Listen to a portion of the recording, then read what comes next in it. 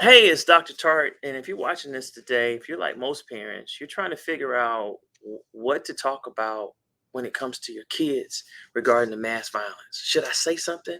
What do I say? What if I have kids at different ages? What if I have kids at 16 and another kid at 6?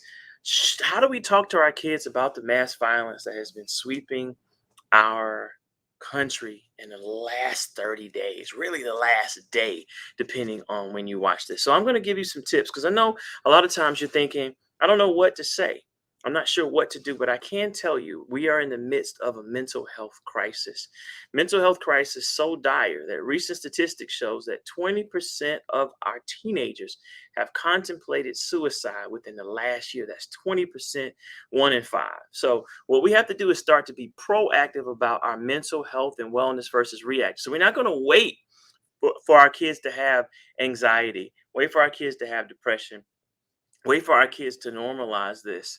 We're going to be proactive in talking to them. So I'm going to give you 6 things you can do to talk to your kids about stress, and then I'm going to interview a 16-year-old young lady right here, lives close to this office, and we're going to find out her thoughts and feelings about it. So I promised you all an interview about how to talk to your kids.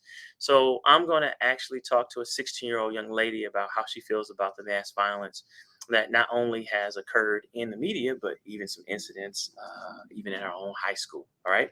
6 things you can do very quickly. One, monitor your own anxiety. Kids, read your anxiety. If you're anxious, you can have a kid be happy and fine, right? But if you're anxious, that's telling them you should be anxious. So make sure that you are talking to other adults so that your anxiety can be under control before you communicate that with your children. Two, find out if your kids know anything. If your kids don't know anything, don't tell them. It's only going to stress them out, especially if they're young. Ignorance is bliss. If you want but still have your kids have peace of mind, you want to have peace of mind, I can tell you what's working from talking to parents all day. Call the school and ask for increased security. Number of schools are going to increase security because parents like you demand it, because it makes the kids and faculty and staff feel safer to have an increased security present versus acting like today is just another day. All right. Number three, ask open-ended questions, not closed. So ask, how do you feel about what's been going on in our country? Do you feel like the incidents are similar, or are there differences? Like, how does it make you feel? What are your friends saying? When you open up the question, you're going to get more out of it. Number four, listen to their feelings and open up dialogue. Be very interested. I didn't say pretend, but be very interested. Like, that's interesting that you're not worried about it. How? Like, well, how are you coping with this? Number five, validate their feelings. It's okay to be anxious. All right. A lot of people are anxious today. Your sense of safety has been alarmed, and allow them to open up. And then number six, ask them what they need from you. All right, parents, be on the lookout for somatic complaints, so like stomach aches, headaches, trouble sleeping, irritability, paranoia, school refusal. If you see those things happening, those are signs that your kid is somatically feeling or experiencing anxiety, depression, sadness, even rage about what's happening. All right, so welcome to another edition of Heart to Heart with Dr. Tartt. At this time, I'm going to bring in my own daughter. All right, Raquel Tartt. Raquel, introduce yourself. Hello, my name's Raquel Tartt. I'm 16 and I go to Decatur High School. Right, And this is my dad. and this is how she earns, money by being on, I'm interviews with. Question You've mark. already been paid, right? You've already been paid, right? Right. You don't need additional pay above. Did you eat? All right. Anyway. All right. Here we go. Here we go. All right. No, seriously. No, this is a serious topic. All right. And we haven't talked about this, so I'm doing this like live, right? How do you feel? Well, first of all, how aware are you of what's been going on in the news? I have an idea, but I don't know. I am very aware. I like to kind of keep track of current events, and I just like being informed about a lot of things. Like today in school, it's like almost end of school. So like basically I spent a lot of the day researching and looking at the various incidents that have happened. I know that I didn't watch it, but I like watched a lot of like different reports and interviews regarding the Buffalo situation. And then when it came to the How shooting, did you know about the Buffalo shooting? was all over the news. I'm asking a real question. Do you watch the news like on TV? I don't watch the news, but I get notifications about current events, like on your phone. So you I think found it out about probably this starts on your from phone. Instagram, probably. Okay. And then I go through doing more research on like Google, and then it gets to more places where you really can't avoid the topic. Okay. Now I didn't know, because I know you don't watch the news. We don't really watch the news. I don't watch. We don't watch the news in front of you. I don't watch like the news on TV. Right. But I watch like okay. No, all right. the news. I mean, that's interesting. Yeah. Because anyway. You see it. Like what? So you find out about Buffalo. Mm-hmm. What other incidents? I know obviously about the school shooting that happened yesterday. I found out maybe like 2 hours after it happened. All right. And I think I was just on my phone, and just how it goes. There was information on what just happened. Obviously, it was when people didn't really know very much. Mm-hmm. They just knew where it was.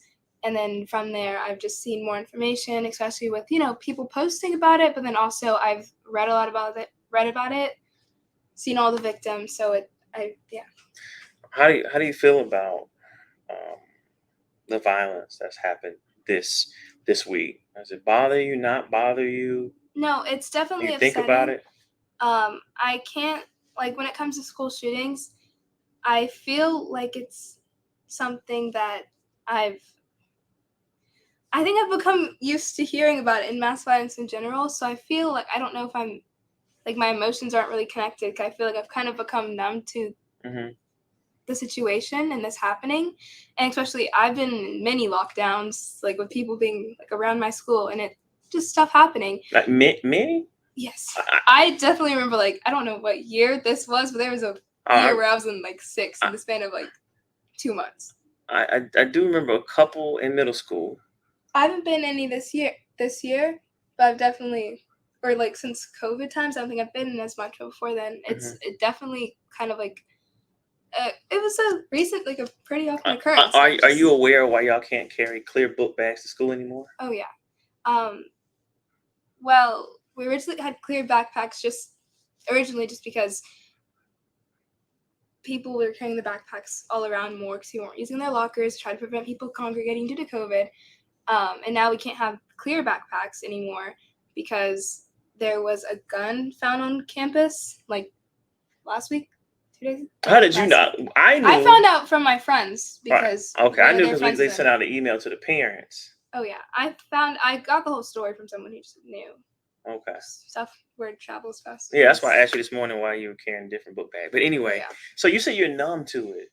I feel like numb is the wrong word, but I'm just not surprised that it keeps happening, especially when our government doesn't make any difference or they don't change. What do you mean, government? Well, I don't think that assault rifles you should just be able to purchase those. And I don't obviously think there should be gun control, and obviously the House of Representatives and our government hasn't really done anything about that. So it's going to continue happening. How does that make you feel as a teenager, that you feel like the government around gun control is not doing what should be done? At 16, like what does that make you think and feel? Really disheartening, and I've always wanted a career in politics, and I feel like now politics to me is just corrupt and not really something where any positive change is made, especially when people are they could vote on this, and this could be a bill that gets passed today, at least, or like getting us background checks. That could be passed today if they want to have a vote on it. But people are kind of focused on maintaining their status or their role, and they don't want to upset anyone. When the whole point is that you're supposed to be protecting U.S. citizens. So at 16, there's no trust in the government? No. Like it affects that? No. Like why? I mean, that's hard. I mean, why would I? I'm not surprised. I'm not surprised, but it's they're also trying to take away reproductive rights. Why would I have trust in the government that they're doing this right now? No, we're aligned on that one. What do you? I mean, are you experiencing any negative emotions from looking at any videos? I mean, I know you're disheartened and lost trust, even to the point even considering a career change. How do you feel on the other end? Are there any feelings about, what are your feelings about the victims? I've gone through them today because when people start posting the pictures of the teachers and students. Yeah, that was rough. So I didn't have anything to do at school. So those are what I was kind of going through. And it's so sad to see children and teachers, their lives just taken that quickly in a place that you're supposed to be safe. And they're just so young too. And they had so much ahead of them. And obviously it's really upsetting to see, especially with it being the same day as their award ceremony. So a lot of these kids received awards for honor roll and outstanding students, and then their lives were taken just 3 hours later. That was sad. So I didn't know you saw the pictures. Yeah. You know, for me, I was sad, but when I saw the story about the honor roll student that just got an award, there's more than called one. 911. That hurt. That hurt. Look, when it's personalized, when you're seeing and you hear it, but when you see the profiles and they go into the lives of those who are lost, as well as in Buffalo, Right. a guy was working on a new car, new invention, and the grandma. That was tough. And the deacon that went back and forth between the stores. Yeah, that was rough. What about, because you mentioned it? What about injustice when it comes to like unfair treatment, like what happened with the sentence, or at least the initial charge in Buffalo of 1 count versus multiple counts? I don't have much trust in a lot of our systems, government systems. I think one thing that also really bothered me was in the manner in which this racist murderer was arrested. They were really gentle with him, and just seeing how they handle a lot of people of color and just in very general, different Texas. Very different. Just you can see the difference, and that's also really upsetting, and it's angering. Mm-hmm. As an African American teen girl, how does it affect when you start looking at stereotypes? Do you feel like it affects how you move or how you feel about yourself in society? I would say. Or you feel like it's distant? No. I think I'm definitely connected to it. I think also I have a younger brother, African American male brother, who's going to grow up and deal with this type of stuff. And there's people around me that I care about that I would say are, I can't say more at a risk, but more. No, I mean, more at risk. African American males are more at risk than African American women. So, like, being around those people, I want them to stay safe and protected. And obviously, it's something that's really upsetting. So yeah. So if not. Oh, and also how I move. I think I just make sure that I'm always exemplifying that I'm doing the right thing. I feel like there's extra pressure to be extremely well behaved and really respectful to cops, especially. And obviously, I think I do have I wouldn't say not anxiety, but I'm just extra cautious when I'm around, about who I'm around and what they're doing, because I know I can get associated and kind of take the blame for whatever they're doing. Mm-hmm. So I'm just making extra effort to be cautious and to do the right thing and just. So you're aware of that. So you're aware that if you hang with, teens of a different race, let's say they're white, that I'm going to be responsible and that there's an issue that they're going to look at you as a stereotype. Right. So if they're ever doing anything, I just leave because I know I'm going to be responsible. Man, and that's sad I'm glad that you're aware of that, but it's sad that it has to be that way, that you have to think about what the perception of the public, and especially the police and government who's supposed to protect us, might be. Right. Might be. So what do you need from me? I think just for you to listen, and I think this is not necessarily in my case, but there's a lot of students that have increased anxiety, especially in schools, about going to school. I have friends. I would say I don't have terrible anxiety about the situation, just maybe because I'm numb to it. But just listening to your kids when they're anxious, don't try to make them feel silly or like this isn't going to happen here, because there is a great possibility, as much as I don't want to say this, that it will happen where they are. So just listen to their feelings and their emotions. They have all right to be anxious about the situation. They've seen it so many times that it should be a concern. They should feel worried. Do I need to walk around the school? Do I need to? I know I took you to school this morning.